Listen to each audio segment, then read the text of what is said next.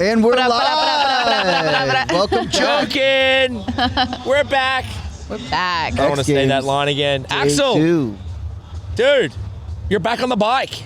Yep. How's it feel? Come a little closer. It's feeling good. I'm definitely a little bit sore, but I'm just stoked to be back on my dirt bike riding and just working on my leg, riding every day I can and getting stronger every day. So it was a clean femur snap? It wasn't a clean. I crashed in Glamis, ditched my bike, landed in the sand, and just blew my femur to like 20 pieces. So how do they get that back together? They put a rod down in through my hip and then screwed in 3 screws down by my knee and 1 in my hip, and they get you up walking the next day. That's wild. Yeah. Wow. You were on crutches though. We traveled around a little bit, and you were kind of crutching around. Yeah, I had a walker and then graduated to crutches, and then I've just been limping ever since. Got that limp. Yeah. So how you feeling back on the bike? Have you done practice yet? Yeah, I did one. I'm just riding quarter pipe this year. Feel decent on the quarter pipe. I've been riding a lot with Tyler Bierman. He's got a nice big landing that we practice on, and it's been just good for training, easy on my leg, and feel good on quarter. Been trying some new things. When is quarter? Is it tomorrow? Tomorrow at like 2:15. Yeah, nice. Hopefully we don't get wind. We were lucky last year, and we've been pretty lucky this year. I think we had a bit of wind last night. Jacko, how are you? Yeah, hanging in there. Hanging to the left? Hanging to the left, and yeah, going good. I'm in a Moto X Best Trick this year. I had a practice on the day before yesterday and one this morning, and feeling not too bad. It's you can feel as good as you want in practice in Best Trick though, and then it comes down to the crunch time. Comes down to that last the couple of seconds on the night to see if a whole year's worth of work will come crumbling down, or if you can get it together. But yeah, it's nearly time to go roll the dice. I think we're 6:15 tonight. And when you do the best trick practices, like lead up, do you do some of the best tricks in those practices, or you kind of wait for the main time? I wait for the main time. I work up to it a little bit. So this year I'm doing a fronty combo, so I went and punched a whole lot of fronties out and just tried to get current there. That's kind of half the trick. Yep. And then, just get as good as I can. The trick that I'm doing is kind of to the point where it's too hard. It takes all of my 6 IQ to get it done on the night, so I don't want to waste any today. Yeah, and there's nothing like worse than like lacing something in practice right before. I know. If you lace it, you might as well have everyone watching. Yeah. Did you open? I saw a video footage of already doing your front flip. Yeah, I did a bunch of fronties today, the other day and today, and got current with them on the ramp, used the bike. It's kind of hard when you travel from overseas and you're not on the same bike that you're always on. You change all the parts over, but everything feels kind of a tiny little bit different. But it's part of the game we play. But yeah, I did a bunch of fronties, so I'm ready to do a combo with it tonight. Hopefully, fingers crossed.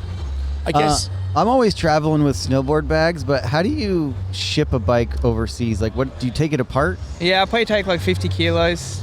52.210 pounds apart. Okay, and you just put it in like 7 different right. things, or what? Or no, wait. 3 different bags. 3 different bags. Yeah. Yeah. So, it's the only way to do it. It's you're better off doing that than you are sending your parts early and then not getting the lead up time on your same suspension, same bars and everything. My stuff's normally pretty flogged out by the time I get here from practice and crashing, so I'm kind of used to all the bent stuff I have right now, so I don't want to put anything else on. So I guess there's an elephant in the room, and we'll hit it. Last night was Best Whip, and there were electric bikes and regular bikes. I guess people are talking. I think that's a big talking comment. This is probably one for Axell, but my opinion is it definitely changes the game. On an electric bike, you definitely have a competitive advantage. So next year, will we see everyone on an electric bike, or will there be 2 classes? I'm going to go ahead and say that there's going to be 2 classes. That's just me. What do you think, Axell? Well, I hope so. Those things seem pretty damn badass. You saw Patrick last night throw the biggest whip ever on it, and yeah, those things just work a little bit different, and I definitely do think it's a different class, but we just got to get through this first year and see how they stack up, and yeah, maybe they'll make the one changes, guy maybe did a not. flip. We'll see though, because maybe it was a big whip too. Like there's got to be some more people in the off season get on them, and Right. maybe Patrick fucking just sent the biggest whip of all time. I don't know. I mean, yeah. But it's definitely has an advantage that if you're on a gas bike and the front wheel's going to dip out, and you would be in all sorts if Right. you went that big. So What is the electric versus the gas? Is it heavier at all? Like, what is the difference of like the actual form of the bike, or like how they? Have you tried both? I haven't ridden one, but I think they're a little heavier, but the instant torque and everything, how the motor works, no Right. gears. The thing is just it feels lighter just from all that like torque. Yeah. Things like a Tesla, but for Right. a dirt bike. So I think the biggest thing too on a dirt bike, you're in second gear doing a whip, the gyro. So if you're in the air and you gas and you rev the throttle, it's going to lift the front wheel up, but you're limited to that rev range of what second gear has to the gear ratio of second gear. But when you're on something with no transmission, you've got endless amount of time to lift. You can really move the bike around because you're going. It's like a snowmobile. When I rode snowmobiles and That worked out for you pretty good. Big failure. You can do a backflip on a snowmobile without even pulling or doing a whole lot. You can let the sled pull you around because you're going from 20 kilometers an hour or 10 miles an hour to 100 the speed. So it's that gyro just keeps the gift that keeps on giving. For those of you that don't know, many years ago they had snowmobiling in Aspen, and Jacko had never ridden a snowmobile, and they decided. I rode it a little bit. Where did you ride it? I went to Minnesota and it was too cold. I didn't know. I've never experienced cold like that. And Jacko had that. There was a runaway sled that ended up in the crowd that was not good for. It was not good. A ghost sled? Yeah, it wasn't good. It wasn't good news in the media. So it kind of, but It you was a rocky moment for the sure. sled landed the flip, right? With No, no? we kind of got separated. But if the snowmobile finishes the little flip, bit of separation I would count that anxiety as there. like you did it though, Landed. right? Yeah. Yeah. I mean, I wouldn't say you stomped it, Yeah, but you got most of what you wanted to do done. kind of. I kind of waved when it took off. How scary is that? I mean, because obviously I feel like a sled has got a couple 100 pounds bigger, right? And just kind of more awkward to move than a mount or snowboard. Yeah, and again, there's no gears. If Wait, you're wait, right, that cycle. thing Got it there, starts. Dan? Yeah, a motorcycle and a sled. So, but like when you lose grip, I guess even on both, how scary is that? Yeah, it's not fun. Like at least the dirt bikes, a couple 100 pounds chasing you, and you can kind of hit the cartwheels so you can try and outrun it. But a sled, if it lands on its little track guy and takes off, you can't. Usain Bolt couldn't even get away from that thing. I mean, you haven't had good luck. And then the snow bike, didn't you go through the airbag? Yeah, snow's not my thing. I just wanted to have a party at Aspen and it didn't work out. Yeah, that's me too. I really hope X Games brings back some moto sports to Winter X because we miss you guys there also. We do miss you guys. Jacko, Ding. you look so relaxed. Last year you were, are you way more calmer than you had some friends here last year that were a little out of control. Yeah, I brought the boys over from home last year, so I was a little stressed about looking after them after the event, but everything panned out and we all made it back to Australia, so I'll get stressed here in a couple hours and these fingernails will get a little bit... Is that what you do? You chew on your fingernails? No, I don't. I just sit here and get nervous. Are you, I know that the transition from the ramp to the dirt was something that in the beginning was, I don't know, maybe, frowned upon, or it looked like it was cheating a little. But after last year and seeing these crashes, do you feel like these ramps now are the safe way to go for the future moving forward, or do you think it should, end up back on dirt? It's still not safe. Like if you eat it on there, you're eating it hard, Yep. and it's not safe. It's uncharted waters still a little bit. Like you can still get pretty messed up on there, but I think that the bigger the ramps get, the more the landing's got to accommodate to it, and that's like the future of the sport going forwards is getting bigger ramps so people can do more things, and without the landing to match it, it just can't happen. So it's the only way. I grew up on dirt and did X Games when it was all a concrete dirt landing, and so for the next generation coming in, some people can say that the resi landing is going to be softer, but the ramp's twice as big, so it's no less gnarly. Yep. All right, we're going to show some clips here. Axell, run us through. Can you see that screen right there? Yep. We're dropping some clips right here of both you guys. I think we have a trick tip here. Is that what you're doing? What are you teaching? How to hit the quarter pipe, I think. What's the average? What do you think's the average speed if you going into that? What gear are you in? Well, previous years I've been hitting it in second gear, and this year we've been changing up some gearing and clicking up a gear and kind of coming in more lugged and getting deeper in the power of the bike. So third gear and some re-gearing, and just try to come into that thing, pin it, and see how high it can go. So you've been in these battles now for some time. Is there a point to where you guys are going to have to stop going higher, or where's the bar end here? Well, I think now we're just so maxed out on the 18-foot quarter pipe. That's how big the ramp is that we're hitting right now. So I see it in the next maybe year or two switching to a bigger ramp. That way we're not coming into the thing with such a tight radius and G'ing out off the thing. We could come in and hit it smoother, and I think that'll get us to go higher and more safely too. What about tricks? Like, I've seen you do alley-oops on these things. Could that be, like high air, we're done, we reached that bar, let's move on and let's move to tricks? Is that something that could happen? It could. It's just such a big risk factor doing tricks on the quarter pipe because you're going straight up and straight down, and you wouldn't really want to slam on that thing doing a gnarly trick off of it. So I don't know. It's just kind of up to the riders to see if anyone's got the balls to start doing big tricks off of it. Are you the only one doing tricks off it? I alley-ooped it.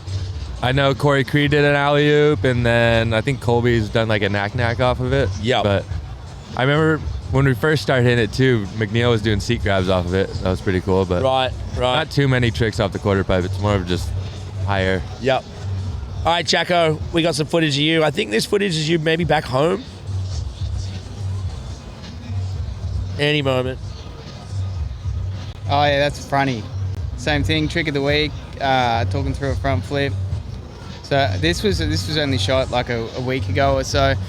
The boys punched it out quick because I was busy there for a while, but it's fronty to dirt at my house. It's always scary doing fronty to dirt off the big ramp because the consequences are pretty big. But can you explain the consequences so people know, because there's a massive difference than if you doing a front flip and a back flip on a motorbike. Fire truck up, it's not going to be good.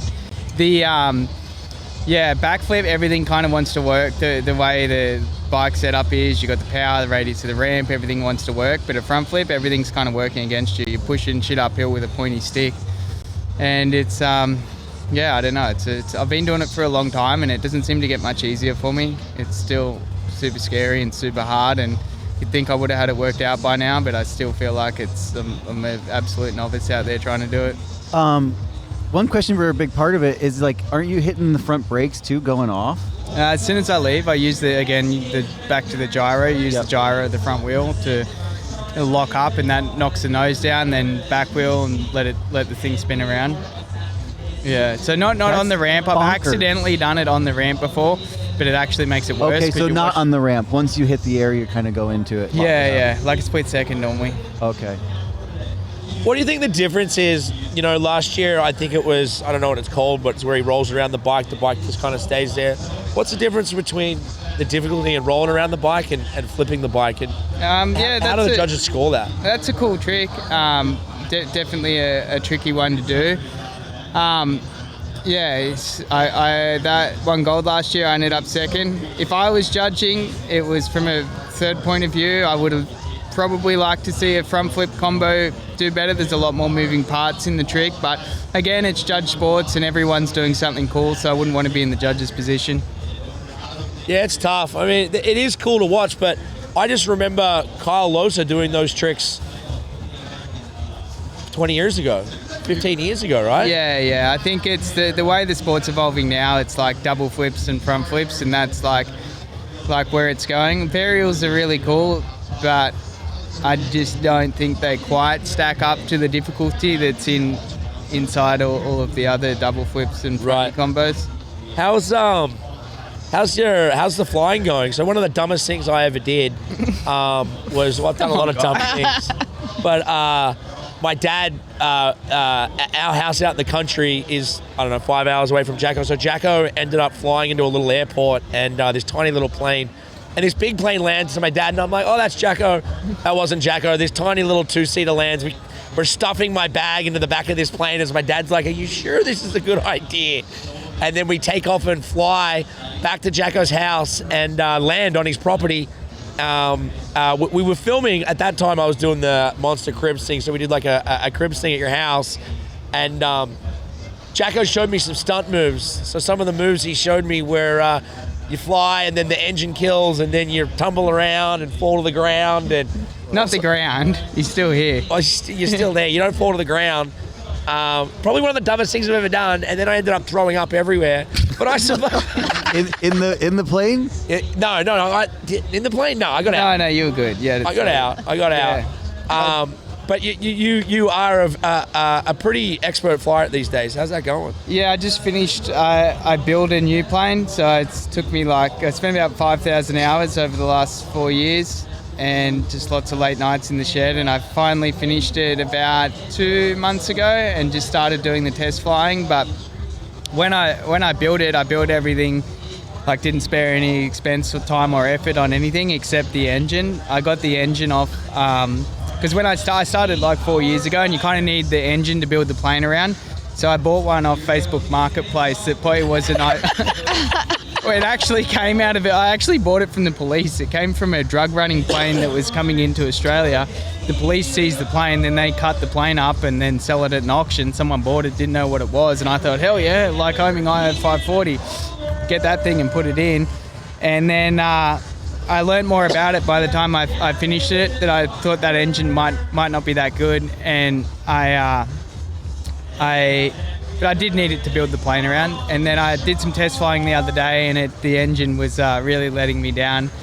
It was super slow, so I just ordered a new one, and that's going in when I get home. So I'm pretty excited about that. And then I'm flying an air show in August. So I've got to finish getting through test phase 1, which is 25 hours. I've got a month to do that at home, and then to an air show on the Gold Coast, and pretty excited. It's super fun. It's like a dirt bike in the sky. You can. Yeah. What kind of moves are you gonna try in this air show? I don't know. I've got to get Curran in it again. I flew some air shows. I had a similar plane a little over a year ago, and I did. Flew with 2 friends at home. We did formation aerobatics, where you do fly right next to each other and do flips and stuff. And that's super fun flying. When you're up there by yourself, it's fun, but you come back down, there's nothing to talk about with your friends. And when you're up there with 2 other guys, everyone comes down like, oh shit, you nearly hit me, and it's just all that banter and excitement afterwards. Did you see the footage of Trevor Jacobs where he filmed himself crashing into a hill? Yeah, that's probably not the brightest thing to do. He just got out. He did 6 months up north. He just got out. I actually tried to visit him, and I went to the wrong prison. Yeah. Did you know anyone else in there? Family reunion, huh? Yeah, Trevor's a good guy, but in aviation, there's a lot of things that are written in blood over the years, and there's a lot of things that are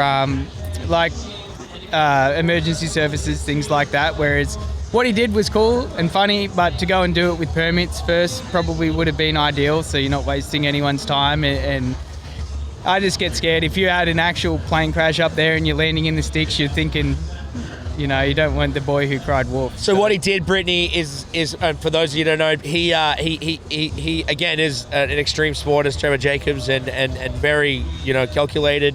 And into flying. He filmed himself.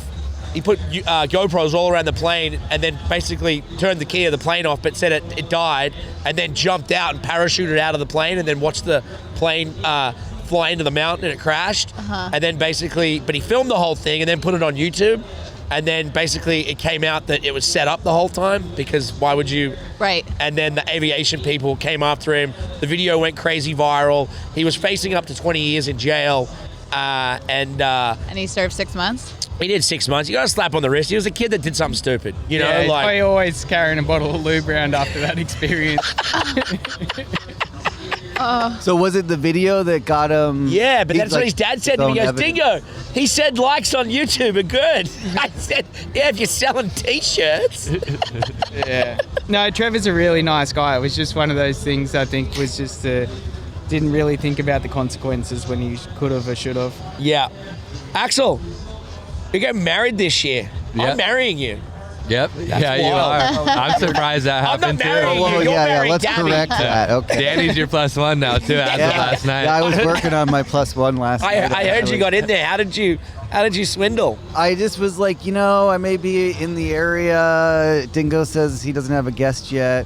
And then I kind of saw a little panic in her face, but He had his I think it a went nice over button well. up on. His hair was looking all like dad vibes, Ash was saying. And yeah. Danny does own a house in Italy, so yeah, and then he invited us over there afterwards. That's nice. Yeah, so I started with my Even trade. My wedding gift is this. So do I week need to in get Italy. 2 beds, or are we just bunking in? We're bunking in, baby. Yeah. You excited? Yeah, I'm very excited. Yeah. been- I remember when she first came onto the scene, and I was like, wow, like, she was on the road with us. She was doing the NASCAR stuff. She's in the bus, and I was like, there's no way she's lasted. No Yeah. way. Like, traveling around with us. Oh, but she's one of the good ones. Yeah, You she's got still lucky. around since day one. I never knew that we were going to get married, and 6 years later, now we're getting married, and couldn't be more happier. You've put her through the ringer. Remember, we won't fully go into it, but in X Games Japan, I walked into the lobby and she was just sitting in the lobby. Yeah, X Games Japan was quite something. We're on COVID, so we're on the bubble, and then they just decided to give all the athletes 30 packs of Budweiser beers. So I drank a lot of beers that weekend. She wasn't that stoked. That was a crazy experience. Getting in, well, you were there, right? No, I was there in bubble year. You weren't there in bubble year. It was just us. That I was think a it was crazy. just us. Yeah. That was a crazy trip. It was 2022, so we're still in the middle of COVID. I feel like Yeah. we get this like licensing, we get this deal done, and basically the government gets this deal rushed that we can go do X Games there, and then they basically bubbled us in the stadium and the hotel, so we weren't allowed to go anywhere but the hotel and the stadium, and we're in this like weird bubble that was, and then even the stadium, the people in the arena weren't allowed to be. It was. The athlete lounge is full of beer. We're playing Beer Olympics in the full athlete lounge where all the kids are. And Beer Olympics? yeah, They did a beer- Please explain what Beer Olympics Jack What? Latrani was like commentating the beer flipping cup One day, competition. one day it was pouring rain. The first day there was nothing to do, so they ended up just getting the next day they took all the beer out of the athlete. Yeah. Jocelyn was passed out on a beanbag thrown up. That was pretty sick. That was a cool trip. Did you go? Did they do it this year? I think they did it last year. I didn't go back to Japan. Yeah, no. I don't think they wanted me that back was there yeah. after That was I was one and done. Yeah. I nearly didn't get out. Because I went straight from there to Switzerland. Yep. And I had the government escort walk me through, but I had everything approved, but I didn't have my COVID test. So not even the government was saying I'm good. The flight attendant, the lady that checks you in's like, you don't have a COVID test. You're not getting on this plane. I'm like, what am I, I'm stuck here? She's like, well, you need a COVID test to get on the plane. And I'm like, no, but I'm approved. I have all this. And it had to be within, I think, 60 or 90 days. And I just went through my email and randomly I was like, oh, fuck, I got one. But like, they literally were going to keep me there. And that was a funny trip. Guys, Brittney, anything in the chat? Oh, there's a lot of stuff in the chat. I was just letting you guys simmer in. One question is, Axell, how are you feeling? Let's do your plain one. They asked Andy Hollick, who asked all these great questions, would planes ever come to X Games? No, definitely not, I don't think. No. But it'd be cool to fly over and do an air show. Yeah, wouldn't it? Okay, so Axell, how are you feeling up against Raha this year? I'm feeling decent. Yeah. As we were talking about earlier, he's on the e-bike, and that's something we've never had to go up against, and you never really know till it's comp time. So we'll see tomorrow. Hopefully I can get up there in the mix, but I'm just going to go out, have fun, and I'm just stoked to be back at X Games. And then it says you boys both build your own dirt sets from time to time. What is your favorite piece of heavy equipment? I like working in my skid steer. Just like you're in a little tractor shovel thing. You can move dirt around, and it's pretty easy and fun. And still trying to learn my dozer, so I like the skiddy right now. I'm an excavator guy, I think. There's only so much you can sit in the skid steer and get banged around, or a loader. At least an excavator, you just sit there and shape. Yeah. Yeah. Didn't look good. Jacko owns one of the world's biggest trucks. The world's biggest truck? Dump truck. It is. I believe you. Is it a big dump truck or a normal sized dump truck? It's pretty large, yeah. I didn't know. Is it bigger than normal dump trucks? Jacko grew up on 30. Slightly above average. It's it's a 50-ton. 50-ton truck. Jacko grew up, he's a 6th-generation farmer and grew up on 33,000 acres. Wow. Just picture that for a second. Have you been to every acre? Yes. It's Or you flown over every acre? yeah, I've been everywhere. Have you? Yeah. How's Skip doing? She's gone. What? What happened? She got eaten. Why was you laughing in this situation? you're laughing. I'm not. at No, his she laughter disappeared is to after throw up. Japan X Games last year. I came home and because she went everywhere with me, came home and she wasn't there. And I literally was every night outside. I called her for about 12 months and she hasn't come back. So I'm just hoping that she went off to create some baby kangaroos. Jacko raised a kangaroo. Since she was as big as the monster can there, I bottle fed her 3 times a night for 6 months, and we were best friends. She was for hit long by a time. truck. Yeah, I know. I've kissed her. Yeah, How cuddly is a kangaroo? extremely, Home-raised? especially when they're small. When they're joeys, Yeah. that's the baby kangaroo. They're super cuddly, and they always want to get in. Like if you sit down low, they think that, like instinctively, they think that's a pouch. And she just, when she was little, she'd just jump inside your hoodie and just tuck the bottom of the hoodie in. She's staying there all day. What about full grown cuddle? Yeah, she's nice still. Yeah, good cuddler. How are you guys feeling about the layout this year? You like the layout a little better? Yeah, I wasn't here last year, so That's first right. time being here. And Oh, hey, welcome I to the think party. since COVID too, being back at X Games with the crowd. So the last time you did X Games was at your house. Yeah, That was a trip, eh? Yeah, it was cool. We never really stopped, did we? no. I mean, you got that property right. I got that property right when COVID started, and then ever since we just kind of hit out there, started buying equipment and building tracks and jumps, and then it turned into what it is now. And when the world shut down, X Games came to us and needed some facilities. Me and then Pat Casey's backyard as well, so that was kind of cool. Me and Pat got to have the X Games in our backyards, and That was a really cool year, man. I mean, the being able to do it at Pat's house. It's been 1 year, so R.I.P. We love you, Pat. Got my bracelet on. I don't wear it every day, but it actually sits next to my bed. So I brought it back out for X Games, and we actually got a really cool surprise today. Who's one of his favorite artists? So it's going to be a really cool moment we have today over at Main Stage here at X Games. Yeah, that was we did 2 X Games at your house. That was fun. yeah, too. It was fun. It was a lot of work though. It was mid-July, and we're on top of riding. We had to get the whole property set up too, so it was fun. But it was a lot of work, and just being prepared for riding and having the event. There's a lot going on. Since being hurt, have you moved some stuff around? Are you working on I got hurt, and then I didn't really go out there much. I just was laid up in my couch for a while, and then as soon as I started getting more mobile, I went out there and started changing around some jumps, but just kind of in its awkward stage of reversing some jumps, and we got some work to do, so probably finish it all up when it starts cooling off and the weather starts getting good and it's not so hot and dusty out there. Is there a new Slayco in the works?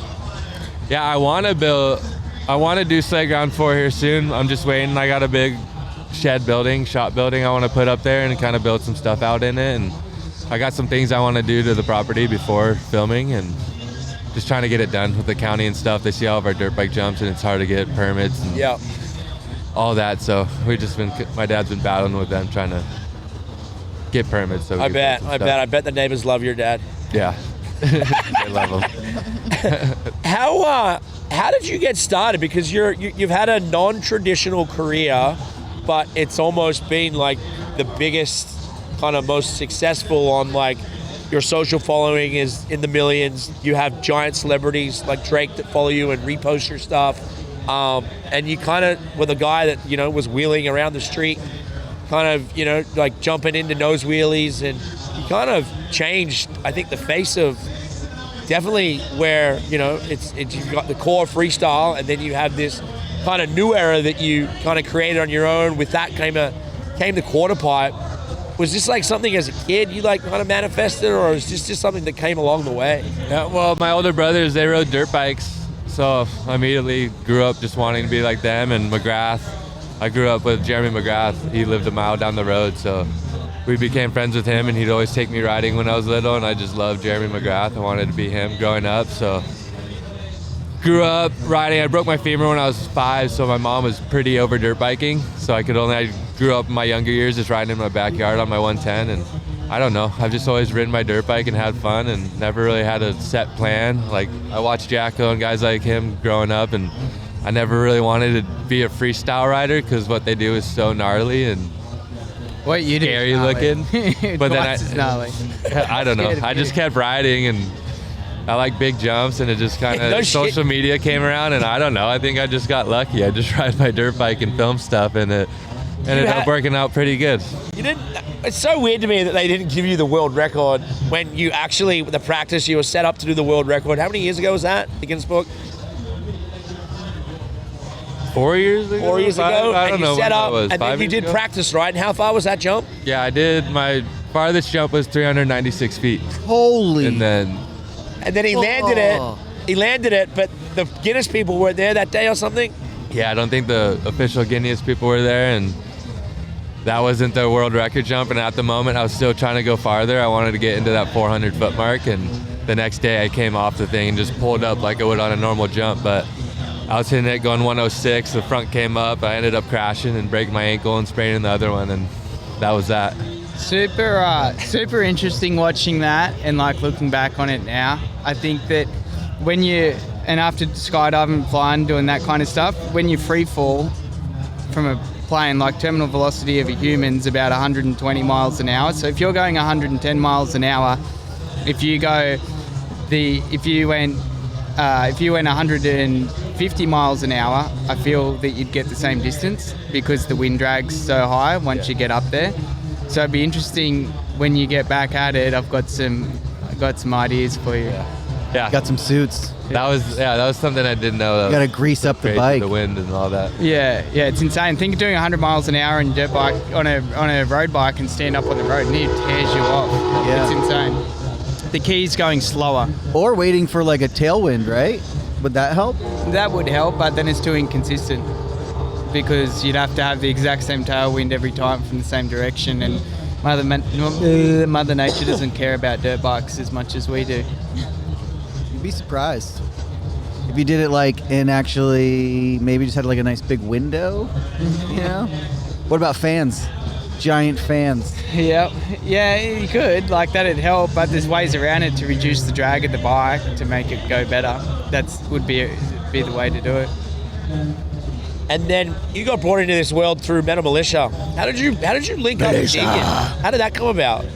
He came on an Australian tour back when I was in my very younger years. I started on Krusty Tour when I was 13, 14.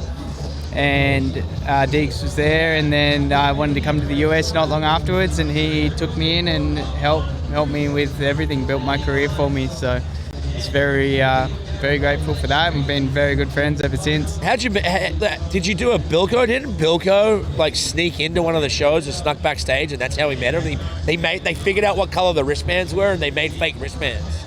No, I think that this was like early internet days, so I was just I knew Matto at the time as well, and Matto kind of helped me get into riding, and then so I had the people from Krusty's email, and then every day before and after school I'd just send them videos of what I was doing, and eventually they got sick of me and let me ride a show. That's how it goes. Yeah. And then Deegan's become almost like a father figure to you. Yeah, he's been just a close friend over the years and helped me out so much. He's got so much wisdom. He's a very intelligent person. You can see how he's bringing Hayden up and brought Hayden up so far. He knows the choices to make. He knows when to hold him, when to fold him, walk away, and when to run. And I think it's good to get all that knowledge. Yeah, so me and Danny met Brian in his, what era would have that been? The one that you can't remember. Yeah, 2003, 2004 maybe? Yeah, we did collab grenade metal militia stuff, and I remember one day, I can't really tell that story, but it's crazy that he was able to go from being that bad boy, literally like, he was a rock star. Those guys, it was crazy back then. That era of like Metzger, Deegan, Kerry Hart doing that first backflip, like that was our kind of first hanging out with those guys, and at that time they were like legit rock stars. And it's cool to see Brian come so far, and with his kids, Haley's obviously done really well, made her way into NASCAR Xfinity Series, and then Hayden. I mean, Hayden's 1 year away from probably winning a title, maybe, right? What do you think, Axell? I mean, he's looking pretty good this year in outdoors right now, so hopefully he can keep the ball rolling, and I think he's got a good shot at it. He's got that dog in him too. Yeah, he's gnarly. He's scrubbing shit, pulling it pin, and he's making it look good too. So yeah, I love the attitude he brings. Yeah, let's Jet Lawrence. I'm like not the biggest fan. He's Australian, but that doesn't mean I have to like say I love him. He's obviously the best guy on the bike right now, but he did an interview on a podcast, and the Gypsy podcast, and I just didn't like the way he portrayed himself. Like, it was talking about not having the right fans and the sport not being big enough, and that they should pay Drake to come, and if Drake would come and show up, the sport would be big. And I'm like, dude, 30,000 people show up every week to watch you guys race, and you're the biggest part of action sports. And I just felt that, I get it, he's young, but like, I just like, I don't know, I guess I took that a little wrong, and I'm sure he'll grow out of it and grow into it as a young champion. And it's no doubt, man, like the kid's the best guy on the bike, and probably going to be the best guy on the bike for a long time. Like, I don't see anyone beating him, but I don't know. I guess I'm just ranting. You guys don't need to comment on that, but just yeah, I think when you're young, you just say, like, look back at so many interviews that I did when I was younger, and there's so much cringe in there, and I still do. Every time I watch myself, what are you talking about? But I think for him, like when you're younger, his stuff flows out that he doesn't really mean, and hopefully he's good. He's super talented on a dirt bike, and I think that's kind of what's important for him right now. He's going to be a heavy hitter for a while. Yeah, the sport, like, I mean, he's elevated the sport, and then with Hayden as well, there's this thing that's like, I think, drop your phone, mate. Yeah. I think there's times when it goes, it goes like this. That's like every industry in sport. You have superstars. Every dog has its day. Yeah, and then they die off, and then got to bring the young kids up. So, yeah, I'm excited for the next sort of 5 years when Hayden gets up in the mix. I think he's going to be able to battle up there, and I'm really excited to watch that go down. It's going to be like bring Supercross back to the old days when it was like Carmichael, Stewart, and Reed up the front. That was an era of when there was those guys that were not a head and shoulders above everyone else, but they were like the contenders each weekend. And Bubba Stewart was the most exciting guy to ride because he would just pin it. He's either going to win or he's going to die. Yeah. Any questions, Britt? Yeah. Let's see here. Well, first, I want to ask, so do you have any, and I love asking this to the athletes before you guys go out and perform, what are your like pre-rituals, something that you're doing to prepare for tonight, or is there anything specific that you do every time? What you got? Not really. I just try to, like, the day of a competition, eat and drink a lot of water and just stretch. I'm getting older now. My body is catching up to me in moto years right now, so it's very important to keep stretching and just keep the body feeling as good as I can. And when you were healing from your injury, did you, like, what was your, like, what are the ways that, like, your recoveries? Did you do hyperbaric chamber? Like, what were you doing?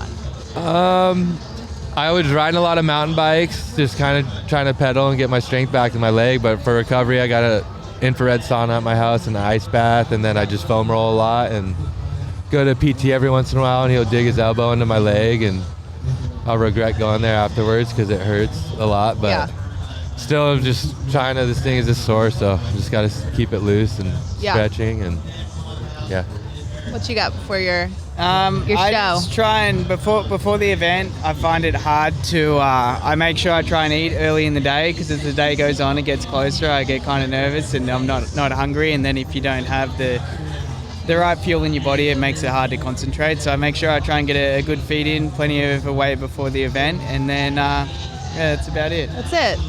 Well, all right, so we have a question. Street motocross, is that a possibility?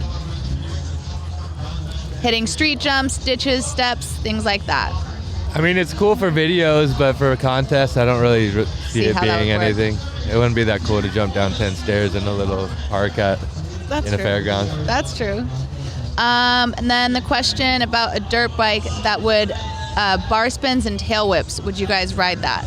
Imagine a tail whip backflip on a dirt bike. It's been done before. They've had like a bar spin bike back in the day. I think Travis had one for some time, but it's just not a dirt bike. Yeah. Like, I feel that a dirt bike should be a dirt bike. Right. Not an electric bike. No, I'm not Bar against spinner. that. That's just a funny era right now because we're going into it and no one knows how it's going to quite pan out yet. And I think that we are going to have classes or something done because there is going to be we'll see this year, if someone comes in with people, someone has it, come in a head and shoulders above everyone else, and if Quarter's the same, if Raha can go a lot higher than everyone else because the bike's got a lot more power and the way it works, well, there will have to be something done. Otherwise, everyone's going to be on the exact same bike, and then it's hard for everyone's sponsors. People have to have relationships with the manufacturers throughout the year to do other events, and it's going to upset a lot of people. So I think that it's just a tricky one. But also, do you think it's almost subjective to the rider, like the capabilities on a dirt bike versus an electric bike? So you can't necessarily, I would think that, maybe your two capabilities are different in general. So having someone who's naturally on a dirt bike also try that, and then you would be the judge of that? Yeah, I think so. I think like what Pat did, like the electric bike obviously fits his style and he's good on it, and he rode it incredibly well and put everyone else on the world an electric bike, he probably would have won best whip still. So Yeah. that's I think it just comes back to, is there going to be classes or how do you skin the cat? How do you skin a cat? I mean, we skinned a A lot of goat. ways. We skinned a goat in Jamaica. No, we ate a goat. Oh yeah, you're right. We skinned it. Yeah, we killed And it. we ate its testicles. All right. Okay. I ate its testicle. Yeah, they were actually really good. They tasted like It was a chicken very nuggets. earthy moment. It's like just Did you cook them or just Yeah. dogged yeah, it? we did. Yeah, well, it was the locals that really helped do all the cleaning of it, Yeah. and then the trade was I we can bought just the goat, picture you getting a napkin and cleaning Dingo's chin. and immediately they cut him off, started a fire, and then cooked him right there while they were still cleaning it. That's heavy. What that If taste you like? guys want to talk about it after the show, let me know. It's pretty tough. What are you up to tonight? You're leaving us? I'm going. I'm hosting a UFC viewing party in Vegas. How's it feel being the retired 10-time UFC ring girl of the year? 10 times? Is it 10 or 5, 6? I don't know. I've lost count. I don't know. Wow. That's a title I would love to get. Yeah. No, it feels good. I think in the first couple of months, like when these big events like UFC 303, when I'm not there, I get like a little like fear of missing out type thing. But then when I go and I host a party and I can go home and I can eat and I can drink and I can make more money than I was making working the show, it's like, okay, this is kind of a new vibe. And I'm so busy doing everything else now, and art is becoming a forefront, which is what I wanted to do. And I'm getting really big projects that I can commit time and energy into doing them, and it's good. But you're not going to the fight. Well, have you been back to the fights? I haven't been back. I get these viewing parties, so I never. Where is it at? You can drop it. This is at the Peppermint Hippo. Oh, that's can I come? Yes. Yes, you can. Danny, you Please may be come. on your own tomorrow. What do you mean? I already bought a ticket. I'll be back. I'll be back in the morning. I know. I was going to try to, so I fly out right after this, and I was going to try to do the appearance and then fly back tomorrow for this, but it's a lot. So I'll be gone tomorrow. It's a bummer too. It's going to be the Conor McGregor fight. I think that era's over, huh? Gosh, I don't think so. I actually designed the shirt that was supposed to drop this weekend, and when the fight canceled, I email UFC. I'm like, hey, are my shirts still dropping? They're like, no, but we will want them. So Right. they are going. I mean, their plan is to do that. So Right. let's hope. All right, we got 10 minutes left. Guys, what are you working on? Axell, what's coming up? What's in the near future for you? the near future for me is just getting back to being Axell and riding my dirt bike and having fun. I took 6 months off, and these are kind of the beginning months, so I'm just looking forward to riding my dirt bike. I'm going to do some Monster Energy shows. I'm going to Silverstone, MotoGP. The GP races are fun, huh? Yeah. Were you just fun. over at one? Were you in Spain? Yeah, just did Barcelona. That was like my first show back. It's got that thrown looked in the mix. insane. Yeah, it was so fun. There's so many people there, and to see all the MotoGP guys and get to go on the grid and see those bikes. It's such a part of monster culture. Like MotoGP we're embedded in that way more than F1. Yep. Yeah, that's cool. And your dad was there too, right? Yeah, my dad, I can't shake the dude. He's everywhere with me, so. I saw when you were driving up here, I think there was a video posted, Dad's driving, you're in the front seat, and then Gabby and the dog are just tucked into the back of the van. Yeah, he's wide open. When it's X Games time, he's like a whole new dude. I just let him go and try to stay away. Jacko, what do you got? What do you got planned? What's going on? You jumping off any roofs? I saw you base jump off one of the buildings on the Gold Coast recently. Yeah, that was pretty fun. I got a late call up to do that, and yeah, it was sick. It was pretty weird going in. I've done some base jumping down in Panama off buildings before that was legal, and it's Panama's it's a pretty lawless place. And then I was thinking when we got to Gold Coast, I was thinking there's no way I still didn't think it was going to happen the morning off. I was like, Australian regulations are so tight. It's a very regulated country. And got to the hotel and they're like, yeah, it's level 71. Just hit the button and go up. Get up there and there's just a ladder to climb on top of the building. And we went, yeah, it was so much fun. So what's the biggest and smallest building you've base jumped? That's the biggest building, that thing. I think it was like 700 or 800 feet or something. It was high. And then the smallest one, a gentleman can't kiss and tell because a lot of them aren't exactly legal. Okay, all right. Does your fiance just freak out when you do this?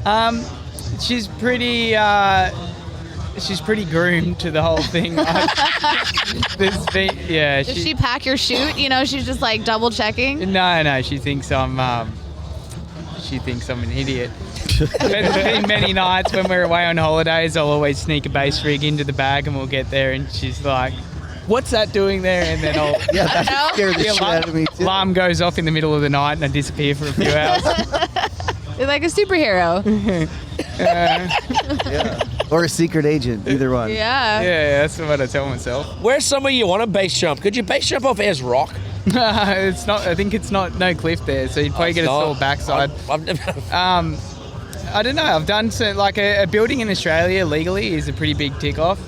I think. But you did it. Yeah. Was that legal? Yeah, it was all legal. Yeah. I've done quite a few, but yeah, I've done a legal one, and yeah, I don't know. There's just everything's fun base jumping. There's so many good things. They're building a lot of power towers through the property at the moment, and they're 80 meters. 240 feet tall, so they're going up right now, so I'm excited to get home and jump off them. And that's enough to get the chute open? Yeah, it's just enough. Yeah. Just enough? You can do it. You do what's called a static climb, where you tie the little parachute that brings the big parachute out. You can do that down to 100 foot. I've done about 140 foot at that, and that's pretty low. Like everything just opens and then you're landing. That's got to be pretty freaking scary. Yeah. Oh, it's all right. It's yeah, it's what you know. Like as long as you've done your due diligence packing the thing, that you got everything in there good and you didn't forget anything. Yeah, don't have any. Like you can, if you mess up, it's not good. So you got to it's like a one chance thing. You're not still wingsuiting, are you? No, I never wingsuited. Yeah, good. That seems stupid. I don't have the. I'm not very good skydiver, and you've got to be a very current and good skydiver to do that. And I just haven't got the time to go and do that. And you've got to. There's so many fun things in the world. You've got to pick where you put your energy, I guess. So how does it work? So when you're going and when you have a plan to do your base jumping and then you do it, when you land, are you good on that high for a little bit, or are you already planning on what else reckless and crazy you can do? Like, how does that in your brain? Are you ever settled with like, oh, okay, I did that. That was the highest, building. Let's go higher. Like, the lower is scarier. The higher it is, really? The more. Because then you have more time to put more your chute time. up. If something goes wrong, you can try and, like, if your parachute opened up backwards or something, you got time to try and get away from the object. But Yeah, I don't know. It's never content. It's fun. It's just fun. It's Yeah, one of those. it's having a good time. It's fun till it's not fun. Wow. Have you ever been skydiving? Yeah. With Trevor Jacobs. I was stuck to him. What? Good thing you didn't have GoPros everywhere. That would have been a little scary. You're not going to drop me, are you? Or a fire extinguisher in his leg. He would have been worried. Yeah, I was a fucking idiot. No, I've done it once. Trevor's I've good. done it twice. I've done it once, and I'm also kind of scared of like railings and random heights. And I remember booking this skydiving trip, and then I like went out on this like 7-story railing and looked down at the ground and almost fainted. Yeah. And then I did really well, but the plane ride up is where it gets. Yeah. kinda Oh, it's like, scary. It's like so going to war. scary. I feel like that's what like going to war would feel like. Yeah. Like everyone's sitting in the plane, like, you know, the plane's getting higher. Door opens, people start shooting out. But that's the best part. Like falling for me, I don't like the part where you're coming down. Oh, see, I like that part. I think good. it's just I like didn't like so that crazy either. and chaotic, and then as soon as it goes up, you're just like, all right, chill. It's like quiet, and I think that's what I felt like the best part was Yeah, for me. it's super fun. I find too, like people think, oh, you went with Trevor Jacobs, that's crazy. And then when people want to, if I take someone for a fly, they're like, I'm not flying with you. And then I think like, you get in a Qantas plane and you don't even know the guy sitting up the front. When the that's shit not- hits the fan, you want someone who knows how to deal with it. 100%. And that's why I feel comfortable with you guys. You guys are all so calculated in what you do. You guys Kinda. are doing the gnarliest stuff. Yeah. And I know that you guys know what you're doing. And that makes me feel like I'm all right. Like, yes, shit does go wrong, but I do feel safe with you. Yeah. Yeah, You know? don't try this at home, kids. I've got These a are safe- trained got a safe professionals. face. Let him get his new plane motor first. He's like, oh, that motor was working really slow. Or you're like, oh my god. Well, What? we've also seen that plane in parts, right? I remember we did an interview and you were like, Oh, was that The Office? shoving, Yeah, he's like the plane part shoving in The this like Office. nose Yeah. plane part. He's trying to get in an Uber. He's like, it's not going to work. I'm going to call another Uber. Yeah, I couldn't have to get 2 Ubers to take parts. It's good. It worked out though. Guys, anything you're excited to see this year apart from like what you're competing in? The BMX dirt is gonna look sick. Those I jumps can't are so wait. big, and seeing the best jump, and That first jump, they are sending it. yeah. So that And- contest was wild last year. So. And you don't know who's going to win. It's not like there's a clear front runner. Yeah, our Willie is always looking pretty good for the best trick, but Brady Baker, Delby, all the kids are throwing gnarly tricks. So Yeah. BMX is gonna be sick. I'm a big quarter guy this year. I've been looking forward to that, and yeah, just excited to see how everyone goes. I want to see my guy do good, but he's coming out of injury, so however he goes, he goes. Yeah, I think we're all rooting for that Good. guy sitting right here. You can't say that if you're Australian. We can't, if it goes, it goes. Oh, yeah, that means something You're all- else. No, rooting. Oh, yeah, well, that means something else too. Yeah. Wow. Wow. Well, I think that, Thanks, Danny, Jack. any On last that words? Brittney, enjoy the peppermint spare. Where's it? Peppermint Hippo. Peppermint Hippo. Peppermint If you're in Hippo. Las Vegas, Well, enjoy the show tonight. jump in. Enjoy this. Thank you. I'm so sad that I'm missing it. I'm pissed, actually. Yeah. Guys, this is signing off from X Games Day 2. We are on YouTube all day, Twitch all day live, ESPN, ABC. Check your local listings and guides, and we will see you tomorrow. Woo! You.